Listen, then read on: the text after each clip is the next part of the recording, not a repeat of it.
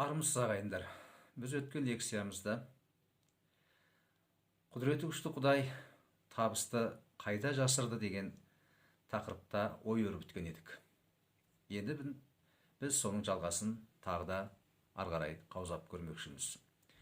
Жалпы ғалам жаратылғаннан бері оның ең үлкен сипаты ол тоқтаусыз әрекет ету.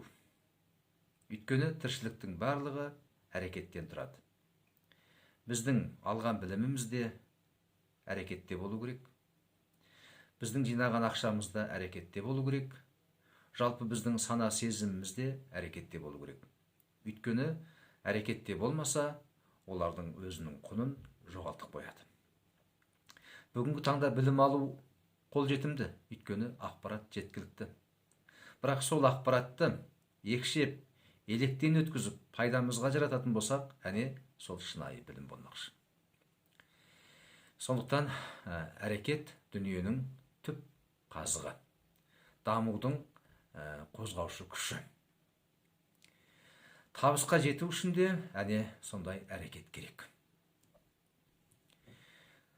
Өйткені біз адам баласы мәңгілік емеспіз.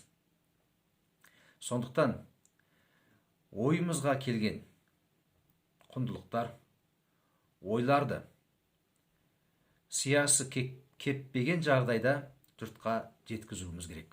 Соған асығуымыз керек. Біз көкірегіміздегі ойларды бұрын ешкім айтпағандай, бұрын ешкім жазбағандай аса бір құштарлықпен елге жеткізуіміз керек. Себебі біз оны жеткізбейтін болсақ, ол бізбен бірге мәңгілікке кетіп қалуы мүмкін. Сондықтан табыс тақырыбына келген уақытта да біз оны бір тоқтаусыз қозғалыс ретінде, даму ретінде қарауымыз керек. Осы тұрғыдан алып қараған уақытта біз табысты үнемі бақылауда және іздеуде болуымыз шарт.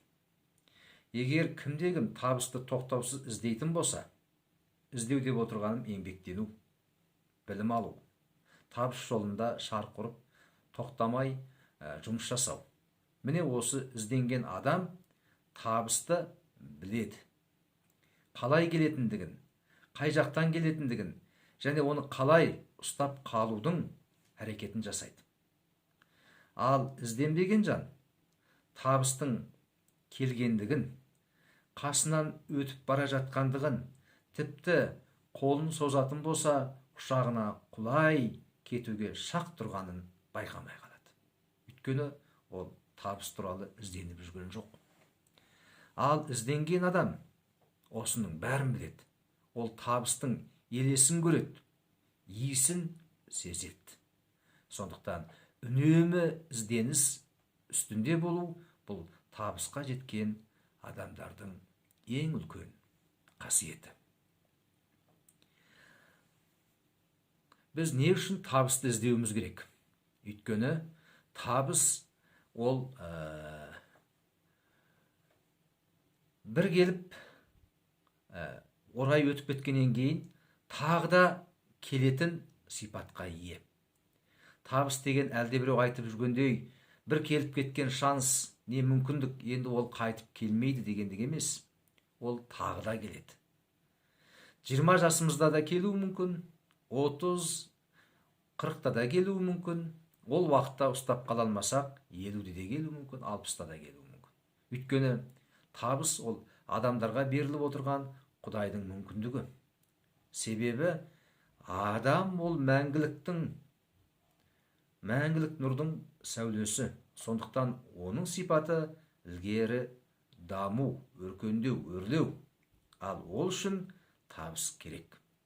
Табыс керек болғандығы үшін жаратқан иеміз бізге мүмкіндікті үнемі беріп отырады.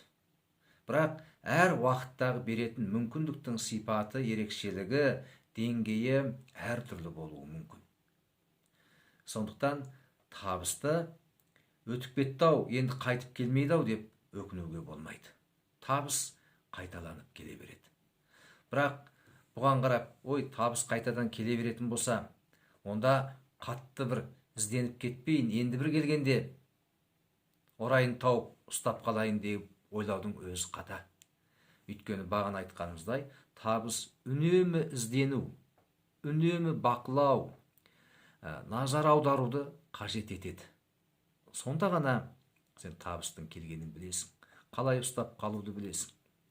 Ал егер олай болмағанда, табыс мейлі күніне 5 рет келсе де, сен оны көрмей қаласың. Сондықтан бізге үнемі ізденіс керек. Мен айтар едім, табыста 3 үлкен сипат бар деп.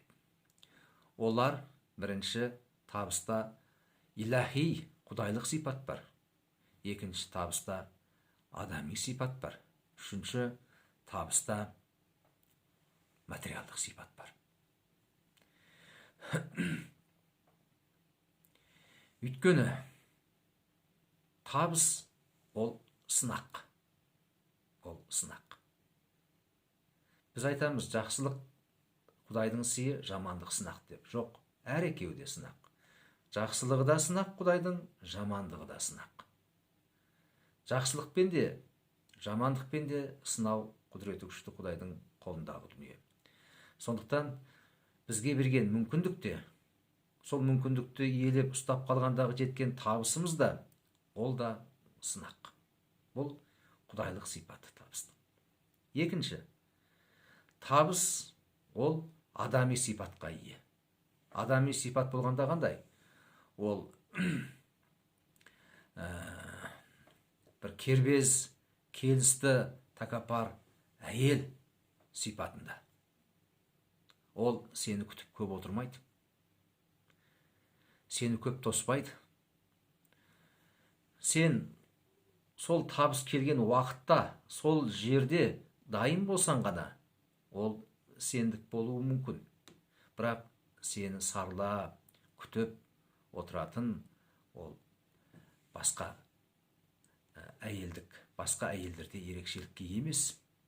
Ол тәкаппар, ол көркем, ол бай, ол салауатты, ол саған мұқтаж емес.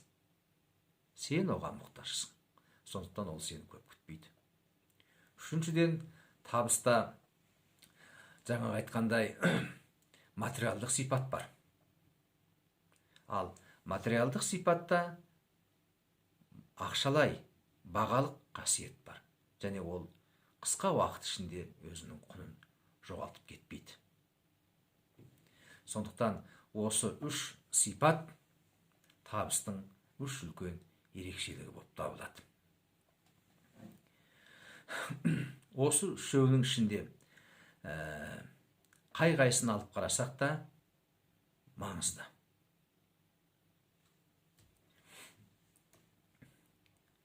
Оның материалдық сипаты да, адами сипаты да, құдайлық сипаты да маңызды. Сондықтан біз табысты ізденіс арқылы табуымыз керек. Табыс ол мүмкіндіктер. Біз оны тек өзімізді дамыту арқылы, өзіміздің ақыл парасатымызды, білімімізді молайту арқылы оған жетудің жолын көбейтуге, мүмкіндігімізді, орайымызды арттыруға болады. Ал шын мәнінде өмірдің өзі табыс.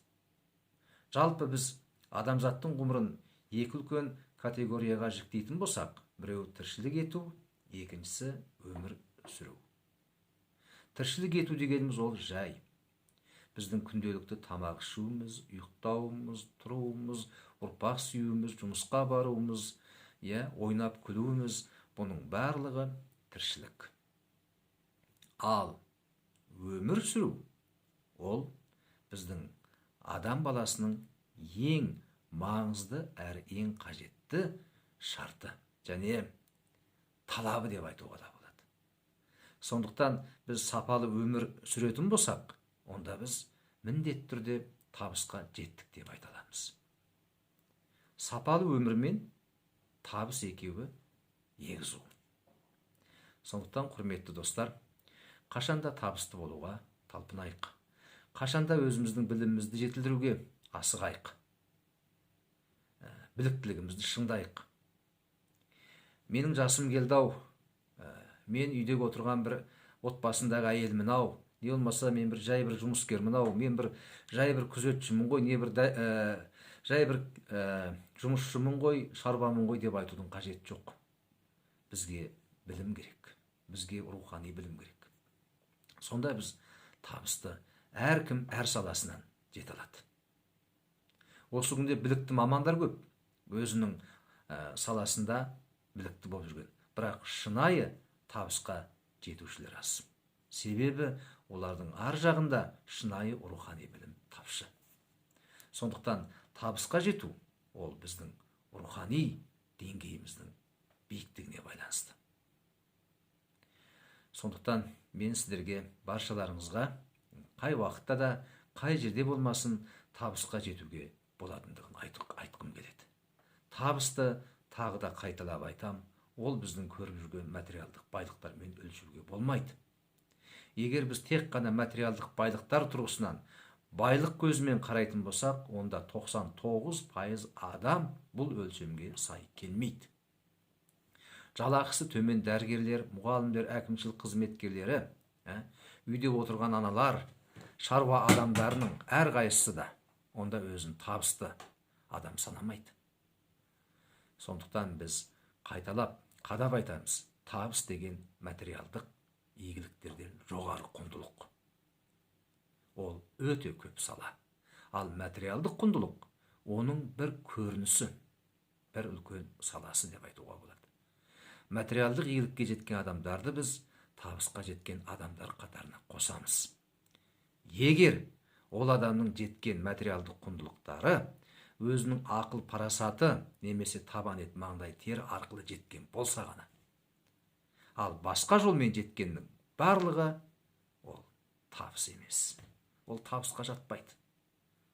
Табыс біздің ақыл парасатымызбен табан ет маңдай теріміз арқылы, еңбегіміз арқылы келетін, әркімнің жеке өзінің әдірісіне келетін ғана жетістік. Табысты біз біреу арқылы жете алмаймыз, тек өзіміз арқылы жетеміз. Табыстың үлкен болатындығы, құнды болатыны осыдан. Сондықтан құрметті достар, ағайындар, баршаларыңыз табысты болыңыздар. Мен сіздерге табыс тілеймін. Сіздермен бірге болған Қастер Сарқытқан табысты психология арнасы. Сау, саламатта болыңыздар.